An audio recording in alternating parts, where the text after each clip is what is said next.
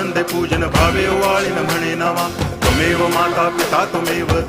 बंधुश्च सखा त्वमेव विद्या तरुणं त्वमेव सर्वं मम देव कायेन वाचा मनसेन्द्रियैर्वा बुद्ध्यात्मना वा प्रकृति स्वभावात् करोमि यद्यत् सकलं परस्मै नारायणायति समर्पयामि अच्युतं केशवं रामनारायणं कृष्णदामोदरं वासुदेवं हरि गिरिधरं माधवं गोपिकावल्लभं जानकीनायकं रामचन्द्रं भजे हरे राम राम राम